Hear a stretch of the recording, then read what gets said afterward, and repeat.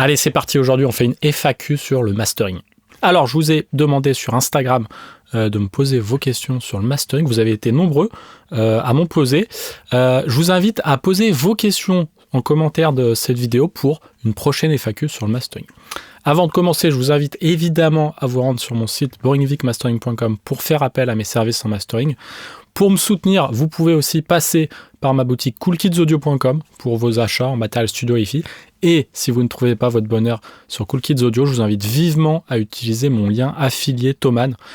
Thomann me reverse une belle partie de vos achats sans que ça vous coûte plus. Donc vraiment, aujourd'hui, c'est un super moyen de soutenir la chaîne et d'avoir davantage de vidéos. Sans plus attendre, on commence. Alors, Louane Uzel me demande si je refuse des mix qui ont un LUFS trop faible. Alors, le LUFS, c'est cette unité de mesure qui est censée mieux reproduire la perception de la Sony, c'est-à-dire la loudness, par l'oreille humaine. Ça reste quand même un terme un peu vague parce qu'il y a les LUFS intégrés, momentanés, etc. En tout cas, l'idée, c'est, je pense, derrière la question de Louane, c'est est-ce que je refuse des mix qui sont trop dynamiques ? À vrai dire, non, ça m'arrive jamais. S'il y a trop de dynamique, en fait, je peux la gérer assez facilement. C'est plus facile de gérer un mix qui est pas assez loud à mon goût qu'un mix qui l'est trop. Donc en général, j'y arrive bien. Après, si le mix il a trop de dynamique, en général, si c'est un problème, c'est que c'est un problème au mix. C'est qu'en fait, il n'y a pas eu d'utilisation de la compression qui, à mon goût en tout cas, ou de la réduction de la gamme dynamique qui avait été assez fait. Mais si c'est le cas, je m'en sors assez bien. J'ai plein d'outils. Je peux avoir de la compression parallèle, de la saturation, etc. pour réduire la dynamique, du clipping, etc. Donc, c'est souvent rarement un problème. Ensuite, Best Test Rico me demande à quel point les outils IA peuvent changer ton workflow ou remplacer d'autres outils. Alors, si on parle d'IA, on va peut-être parler plutôt de des IA modernes, les réseaux de neurones profonds, etc. Non, moi j'utilise rien. Ozone Master Assistant, je l'utilise pas. Je crois que j'ai le plugin d'Arturia J37 qui est basé sur de l'intelligence artificielle, mais pour l'apprentissage, après, en soi, le plugin ne fonctionne pas ainsi, mais pour émuler la machine, ils avaient fait ça. Donc en soi, non, j'ai pas vraiment d'outils d'IA qui m'aident au quotidien dans mon activité de mastering. Industrial Twins me demande quel soft clipper utiliser et pourquoi Clip Shifter. Alors, Clip Shifter, je sais pas ce que c'est, à vrai dire, je vais aller checker ça. Du soft clipping, ouais, j'en utilise. Alors, j'ai appris récemment que le terme est peut-être un peu faux, qu'en fait, ça n'existe pas, le soft clipping, que c'est de la saturation plutôt. Mais bon, en tout cas, les soft clippers, oui, j'en utilise. J'utilise Gold Clip beaucoup. Il a plusieurs modes de clipping. Donc cette émulation de laverie, et j'utilise assez souvent le soft clipper qui est intégré dedans. Ça m'arrive d'utiliser celui du Ozone Maximizer. Le problème, c'est que ça booste à chaque fois le niveau, donc c'est un peu dur de savoir ce qu'on fait. J'aime bien aussi Standard Clip, il a un mode de soft clipping qui est d'ailleurs identique à celui du laverie dedans. Donc ça, j'aime beaucoup, le soft clipping, ça marche vachement bien. Bat me demande si l'écoute dans la voiture est importante en mastering ou l'écoute sur haut-parleur de téléphone. Alors, on est censé au mastering faire que ça sonne bien partout, y compris sur les haut-parleurs de voiture. Si on commence à écouter sur son téléphone dans sa voiture en mastering, on peut pas avoir un business rentable, quoi. Les ingé mastering, les pros, ils font pas ça. Il y en a qui font ça, mais c'est pas ceux qui travaillent tous les jours en mastering. Moi, c'est pas possible. Genre, si je devais checker au téléphone ou dans une voiture mes masters, je pourrais pas travailler au même prix, quoi. Donc non, ça reste quand même une bonne idée si on n'est pas à travailler tous les jours en mastering, de checker sur le plus de supports possible. Je pense que c'est toujours une bonne idée. Annie Suba me demande comment j'encode les métadonnées et quelles infos à part le code ISRC. Alors, je n'encode pas de métadonnées parce que je fais très peu de DDP. Les métadonnées dans les DDP, c'est utile, c'est même obligé. Enfin, les labels vous demandent de mettre par exemple les ISRC. Je fais rarement des DDP. Pour ce qui est des waves, on peut mettre du SRC dans un wave, mais c'est un format de wave un peu bizarre, je ne sais plus comment ça s'appelle. Et en fait, c'est inutile parce que c'est pas officiel. Et en fait, quand on upload sur les plateformes de streaming, enfin chez les distributeurs, on va mettre les ISRC. Donc ça sert à rien de les mettre dans les waves. Donc non, je n'encode pas de méta-information. Alors, ensuite, I Trust You Max me demande ça fonctionne comment l'over sampling. Alors, je ne sais pas trop comment ça fonctionne, mais je pense que c'est aussi basique de multiplier une fréquence donnée et puis ensuite de recouper ça. Je crois bien que c'est aussi simple que ça. C'est hyper utile. Il faut vraiment faire de l'oversampling dans les plugs. Alors, évidemment, parce que si on fait pas de l'oversampling, on a de l'aliasing, qui est une forme de distorsion intra-harmonique, enfin subharmonique, je crois, et c'est pas très joli. Alors, ça fait partie du son quand même de certains plugins. Je pense notamment à celui de Soundtoys là. Je vous mettrai le nom parce que j'ai oublié. Ça participe du son de certains plugins, mais moi, en général, j'aime pas ce son-là, donc j'évite. Et j'aime bien mettre l'oversampling. Ça évite aussi sur les limiteurs de faire trop d'overshoot. Plus on augmente l'oversampling sur le limiteur final, moins élevés seront les intersamples pics, les pics intersamples, ok. Ça c'est un sujet assez important, ça évite d'avoir trop d'overshoot que de faire de l'oversampling. Et puis globalement, tous les processeurs dynamiques, les compresseurs, etc., l'oversampling ça change le son et en bien.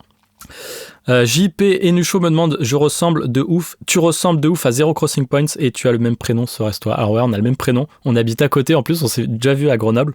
Non, c'est pas moi, c'est un autre Victor qui me ressemble et qui habite aussi à Grenoble.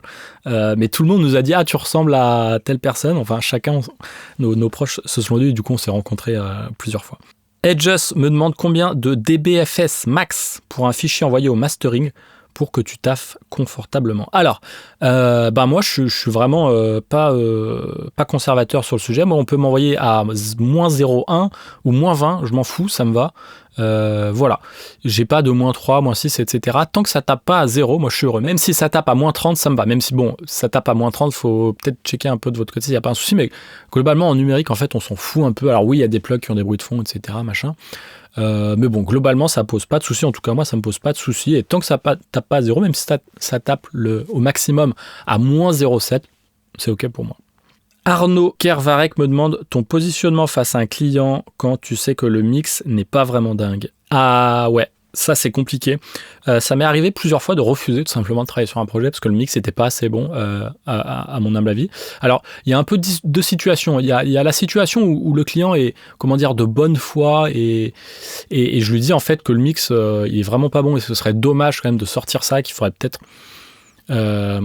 refaire quelque chose, et là il va accepter, il va retravailler dessus, etc. Et puis il y en a en fait ils veulent pas du tout le retravailler ou tout simplement ils peuvent pas, ils ont personne autour d'eux pour le faire ou pas dans leur budget, et donc là je peux refuser si vraiment le projet je sais que j'en sortirai pas quelque chose de très intéressant et que j'ai pas envie en fait d'avoir mon nom associé à ça. Et aussi je pense que des fois il faut pas sortir certains projets. Après il y a aussi le cas où il y a des clients en fait le mix est pas bon, on leur demande des modifs et ils sont vraiment certains de mauvaise foi, ils acceptent pas tous très bien la critique, c'est rarissime. Et là, en fait, je vais refuser tout simplement pour pas m'embarquer en fait dans un processus hyper long de feedback, etc., qui sera pas pris en compte. Mais dans la mesure du possible, j'accepte. Déjà, c'est de l'argent et puis tout simplement, je suis là pour faire que ça sonne le mieux possible. Mais ça arrive quelquefois et c'est rare que j'ai pas envie que mon nom soit associé à un projet trop mal mixé et du coup, je refuse. Milt HG me demande, est-ce qu'il y a un bon et un mauvais mastering? Ouais, c'est comme le bon et le mauvais chasseur. Plus sérieusement, c'est vrai que ce qui est un peu compliqué dans le mastering, c'est qu'on a ce côté dire c'est bon, c'est prêt à sortir, mais d'un côté, c'est fait par un humain avec toute sa subjectivité. Donc, il y a quand même des ingés masters qui sont meilleurs que d'autres. Je pense que plus qu'un bon master, il y a des bons ingés mastering et ça va être des gens, en fait, qui arrivent à satisfaire le client de manière régulière. Tout le monde peut sortir un bon master, un bon mix une fois de temps en temps. Il y a plein d'artistes qui mixent eux-mêmes leurs morceaux, qui sont très bons, mais qui sont incapables de mixer d'autres personnes. Tout comme il y a certains ingé mastering qui n'ont pas percé, qui arrivent à faire une fois de temps en temps un bon master et peut-être à gagner des concours contre d'autres grands ingé mastering, mais être vraiment régulier, sortir toujours des bons masters qui conviennent aux clients, ça c'est quand même hyper dur. Enfin, c'est ce qui, je pense, va distinguer le bon ingé mastering, c'est-à-dire celui qui en vit tous les jours du mauvais ingé mastering. Voilà, c'est ma réponse et je m'inspire d'ailleurs de Simon Lancelot pour ça. Bat RDR me demande à quel moment trop de stéréo tue le mono, notamment dans les clubs qui sortent tout en mono. Alors il faut checker en mono ces mix et ces masters, parce qu'aujourd'hui on a de plus en plus d'effets un peu artificiels qui sont sur les mix, qui rendent la compatibilité mono un peu compliquée. En soi, quelque chose de stéréo, c'est pas un problème, c'est-à-dire que si on met une guitare à gauche et une autre guitare enregistrée à droite, c'est hyper large, mais en mono, ça va hyper bien marcher. Mais c'est quand on commence à mettre vraiment des effets de stéréoisation un peu artificielle, où on prend une source mono et on en fait une stéréo, c'est là où ça pose problème. Et moi, franchement, c'est un problème pour moi. En tant qu'ingé mastering, j'écoute beaucoup de mix, et c'est un problème assez récurrent. C'est la compatibilité mono. Et en club, c'est hyper important parce qu'effectivement, on écoute en mono, mais partout ailleurs, sur les enceintes Bluetooth, dans plein de systèmes, on écoute en mono, et donc il faut que ce soit compatible. Et des fois, on peut juste pas travailler avec, et donc il faut demander au mix d'y aller un peu plus mono. Donc, moi, ce que je conseille vraiment, c'est déjà d'écouter avec des enceintes. Le casque pour checker la stéréo, ça va vous poser des soucis. Écoutez aux enceintes et passez en mono votre mix. Si vous perdez des informations, posez-vous des questions et revoyez vos processus. Béranger Nail me demande, selon toi, est-ce que le Trinov a un intérêt dans une pièce traitée de 8 mètres carrés ? Eh bien franchement, de ouf. Bon, je suis revendeur Trinov, donc peut-être que mon avis est biaisé, mais moi, en fait, j'ai beaucoup testé le Trinov dans plein de cabines différentes. J'ai moi-même des enceintes qui n'ont pas de Trinov, mais qui ont une correction par EQ, qui est moins avancée que le Trinov. Et donc, j'ai pu comparer plein de solutions. Ça, l'Arc Studio, le Mini DSP, j'ai fait plein de solutions de correction acoustique différentes. Et en fait, je remarque que le Trinov Nova, il marche justement dans les petites pièces où on a des réflexions importantes du mobilier, où on a de l'asymétrie, etc. C'est là où il y a une magie de Trinov qui arrive à faire des choses que moi, en faisant plein de mesures et en faisant de l'égalisation, je n'arrive pas à faire. C'est quand j'ai une pièce asymétrique ou un bureau très proche, c'est là que le Trinov fait des trucs que moi j'arrive difficilement à faire quand je fais une calibration moi-même. Donc dans les petites pièces, le Trinov peut-être plus qu'ailleurs, je trouve que c'est juste incroyable. Alors Marius Tazon me demande, intéressant d'opti le niveau sonore pour un LUFS donné, sonner plus fort sur Spotify. Alors, ce qu'il nous dit, c'est que comme Spotify utilise une cible qui est en LUFS, et que comme les LUFS ne sont pas parfaits, ils ne simulent pas parfaitement le ressenti psychoacoustique, peut-être qu'il y a une guerre du volume à jouer. C'est-à-dire qu'à moins 14 LUFS intégrés, peut-être qu'on peut être plus ou moins fort. Et c'est vrai, je ne me suis pas énormément penché sur le sujet, mais effectivement, on peut sonner plus ou moins fort à un même LUFS. Je pense que ça a plus voir sur la macro-dynamique, il faudrait voir ça. Mais voilà, il y a quelque chose à faire à ce niveau-là, il faudrait que je me penche sur le sujet. Mais effectivement, ce serait intéressant d'en savoir plus. Si vous en savez d'ailleurs en commentaire, n'hésitez pas à me le dire. Julien HRV me demande comment limiter les risques lorsque notre système d'écoute n'est pas top. Alors, je ne sais pas de quel risque on parle, les risques auditifs ou les risques de faire un mauvais travail. Je dirais, si on n'est pas satisfait de son système d'écoute, peut-être qu'il faut multiplier le système d'écoute. Il faut avoir beaucoup d'écoute supplémentaire, aller dans la voiture, écouter sur son casque dans la rue, etc. Je pense que c'est important d'écouter sur un système qu'on connaît. Si on fait de la musique à côté, quelquefois dans le mois, et qu'on n'écoute pas souvent, par exemple, ces enceintes de monitoring, peut-être qu'il vaut mieux produire et mixer avec ses AirPods qu'avec ces enceintes de monitoring. En tout cas, voilà, multiplier les systèmes d'écoute et aller sur ceux qu'on connaît par cœur, je pense que c'est un bon moyen de pallier aux systèmes de monitoring qui sont pas top ou peu utilisés. Alors, Noé me demande, mastering DIY ou fait par un tiers, quel pour et quel contre? Alors, faire son mastering ou embaucher quelqu'un d'autre, j'ai envie de dire embaucher quelqu'un d'autre, parce que c'est vraiment ce qui est beau avec le mastering aujourd'hui, c'est que on a des outils incroyables pour faire du super boulot chez soi. On peut faire du super reg, du super mix. Je sais pas, le Billie Eilish, c'est un super exemple. Par exemple, le premier album enregistré, mixé chez soi, enregistré chez soi, et déjà quand même la production était avancée. Et en fait, l'ingé mastering, souvent, c'est un peu la dernière oreille professionnelle. Alors c'est pas le cas pour Billie Eilish, mais vous voyez ce que je veux dire. Il y a plein d'artistes qui enregistrent, mixent eux-mêmes, qui font du super boulot. Et en fait, le seul moyen d'avoir une oreille pro pour eux, c'est d'embaucher un ingé mastering. Déjà parce qu'ils n'ont pas le budget pour le mix. Deuxièmement parce qu'ils sont contents de leur mix, ils n'ont pas envie de le changer. Et donc en fait, pour assez peu d'argent, au final, moins de 100 € hors taxe, on peut avoir une oreille pro qui travaille tous les jours. Et donc je pense que c'est tout l'intérêt du mastering aujourd'hui. C'est de le faire à un tiers quand on arrive déjà à faire du bon boulot chez soi. Ça n'empêche pas de pouvoir faire du bon boulot chez soi, de rec, mix, master chez soi. Mais c'est dommage quand même de se priver pour quelques dizaines d'euros d'un pro qui va faire une dernière étape de validation. Alors, Milo Music me demande, mastering totalement in the box, est-ce entendable? Oui, c'est entendable. Est-ce faisable? Oui. La question, c'est, est-ce que c'est une bonne idée? moi, je suis un gros fan du travail de Chris Gehringer. Il travaille full in the box. Il a travaillé avec plein de machines avant. Et il travaille full in the box, dans une acoustique de rêve. Il a l'argent, s'il veut, de bosser avec du matos. Et il a du matos dans son studio, s'il veut, à Sterling. Il y a plein d'inconvénients au matos. Déjà, dès qu'on passe dans des machines, globalement, il y a pas mal de machines qui vont un peu affaisser les transitoires, augmenter le bruit de fond, etc. Les machines à tube, on peut perdre un peu de bas. Donc, les machines, déjà, ne sont pas toujours la meilleure idée. Il y a plein d'ingés mastering qui ont tout un tas de machines et qui font, en fait, une bonne partie, voire la plupart de leur master full in the box. Ça, ils vous le disent pas, mais ça existe. Et puis, il y a plein d'ingés qui travaillent full in the box. Par exemple, dernièrement, j'ai écouté le dernier Burna Boy, je sais plus comment il s'appelle, Bundle by Bundle, je crois. C'est Jesse Ray, le mec qui a mixé Doja Cat, et puis Gerhard Westphalen, qui a fait donc le mix et le mastering. Et ces deux personnes, elles sont full in the box, et ça sonne de ouf, ça sonne vraiment trop bien. Et des ingés mastering, voilà, aujourd'hui, qui bossent full in the box, il y en a tout un tas. Et surtout, il y a plein d'ingés mastering qui ont plein de matos analo, qui bossent en fait beaucoup in the box. Donc oui, c'est possible, c'est sûr et certain. Si on sort pas des bons masters, c'est pas parce qu'on n'a pas de machine, ça c'est sûr.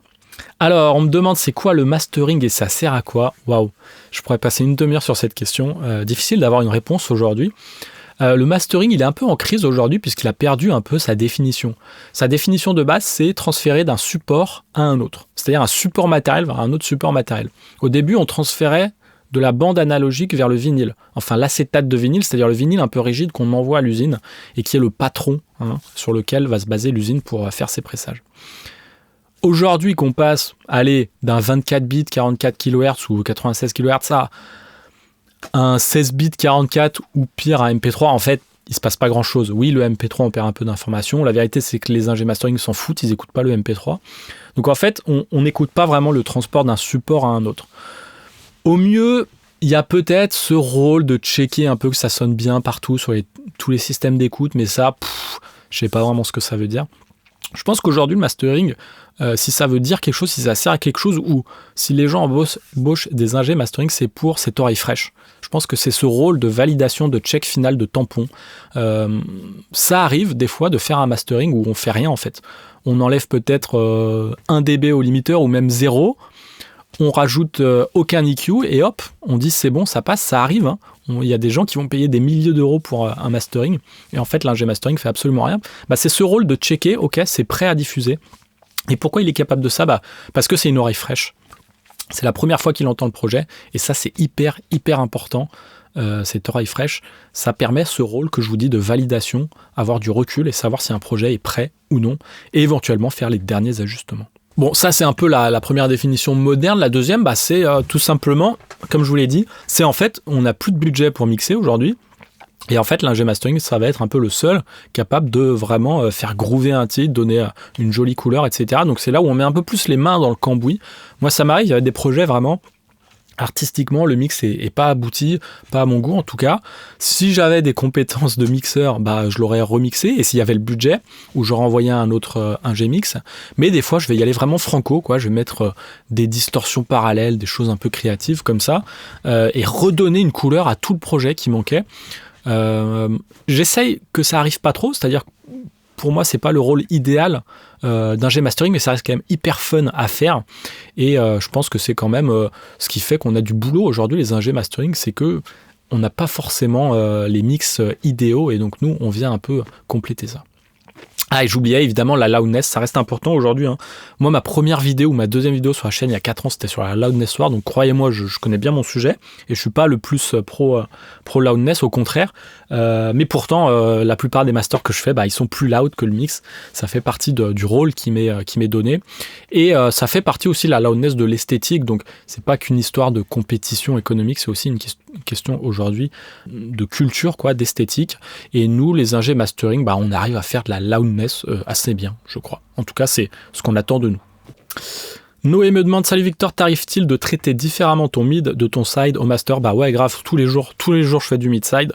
C'est un moyen d'aller plus précisément dans le master pour traiter des choses un peu plus individuellement. Par exemple, si j'ai des synthés sur les côtés et que j'ai que les synthés quasiment, ça me permet de traiter les synthés. Si j'ai une voix au milieu que je veux, par exemple, DSC un petit peu avec un EQ dynamique, et je vais faire un point d'EQ DMX sur le médium. Attention au mid-side, on joue sur la phase avec les EQ qui ne sont pas à phase linéaire.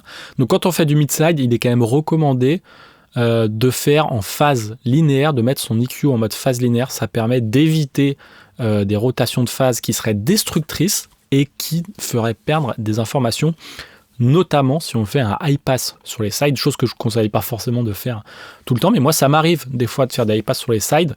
Le faites pas souvent, hein, ok, mais des high pass sur les sides, si vous le faites pas en phase linéaire, vous pouvez vous retrouver avec des gros soucis. GH me demande coupe haut et coupe bas au mastering. De ouf, j'ai fait une vidéo sur le coupe bas, donc le low cut, où je disais arrêter les low cuts, une vidéo qui a bien marché, qui a fait pas mal de débats. Donc l'idée, c'est pas arrêter les low cuts, hein, c'est juste arrêter de le faire de manière automatique et aveugle, écouter, et aussi penser à d'autres solutions, comme le low shelf, etc. Le low cut, ouais, ça m'arrive, j'essaye d'éviter, j'en fais assez rarement, hein. La plupart des masters que je fais, écoutez, tenez-vous bien, il n'y a pas de low cut sur la plupart. J'essaye de mettre plutôt des low shelf si je dois gérer ça. Donc les low cuts, moi, c'est vraiment pas un truc que je fais de manière automatique. Ce que je fais peut-être plus que ce que vous pensez, c'est les high cuts. Donc des high cut, c'est ça, des passes des passes bas. Donc dans le haut du spectre, ça j'aime beaucoup faire ça. Ça marche hyper bien. Je le fais souvent avec une pente très douce, 6, 12, 18 dB, pas plus. Et ça agit en fait comme un low shelf. Alors il y a plein de fois où je pourrais faire un low shelf plutôt que ça, mais je sais pas, je trouve que ça marche vachement bien dans les aigus, le high cut. Je vous recommande vivement d'essayer. Moi, il y a trop de mix en fait, où il y a beaucoup trop de distorsions, beaucoup trop de choses qui se passent dans le haut. Et ça permet, ce high cut, d'avoir quelque chose de beaucoup plus doux, quoi, et beaucoup plus standard, quoi, en recentrant un peu l'énergie. Ça marche trop bien. Dernière question, Max me demande: livrer un master sans limitation true peak, grave ou pas grave, un détail invisible, point d'interrogation. Waouh. Superbe question. Alors aujourd'hui, il y a des trucs qui me tracassent dans la vie, et ça en fait partie. J'ai toujours pas de réponse. Le débat est un peu compliqué. Il y avait Clément de Storm Mastering qui avait commenté une vidéo où j'en parlais. Pour m'en dire plus, j'ai pas retenu 90% de son commentaire, je pense. Ce que j'ai compris, c'est qu'en fait, le pic intersample, tout le monde n'a pas la même définition de ce que c'est. Il y a des normes, etc., des recommandations qui disent comment le calculer, etc. Et en fait, ce n'est qu'une interprétation de ce qui se passe à la conversion. En fait, ça n'existe pas dans un fichier numérique, le pic intersample. Quand votre limiteur vous donne une indication de pic intersample ou votre DO, en fait, il ne fait qu'interpréter ce qui peut se passer à la conversion. Donc, voilà, c'est un sujet vraiment complexe. Ce que je fais depuis peu, c'est que j'ai arrêté de faire à -1. Maintenant, je me mets à -0,1, -0,2 et je mets de l'oversampling sur mon limiteur final.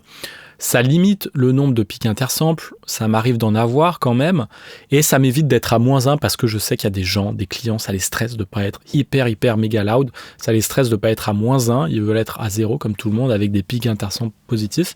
J'étais un peu anti ça à une époque, maintenant je m'en fiche un peu plus. Je livre des masters qui vont avoir des pics intersamples, ça m'arrive, mais beaucoup moins quand même que pas mal de mes concurrents. En tout cas, ça m'a pas l'air d'être un sujet non plus si important que ça, dans le sens où c'est pas ça qui va faire que votre mix est écouté sur Spotify ou pas par rapport à un autre. Ok, aujourd'hui il y a la normalisation, donc vous inquiétez pas. Mais quand même, j'ai envie d'avoir une réponse sur le sujet, donc j'essaye depuis peu de m'informer davantage sur le sujet pour trouver quoi faire, mais là j'en suis un peu à l'arrivée à la conclusion de faire du -0,2 avec 8 fois d'intersample. Si on suit les recommandations, je sais plus, de l'AES ou un autre organisme, si on est à 8 d'oversampling, l'overshoot maximum ne dépassera pas ça, donc c'est ok, et en plus on est proche de 0, donc c'est cool.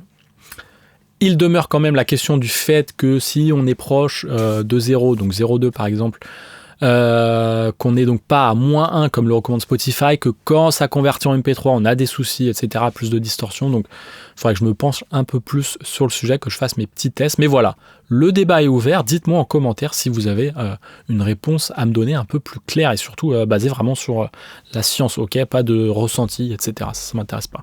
Et voilà, c'est tout pour cette vidéo FAQ sur le mastering, la première de la chaîne. J'espère en faire régulièrement, donc dépêchez-vous, ça se passe en commentaire si vous voulez poser vos prochaines questions. J'y répondrai avec plaisir.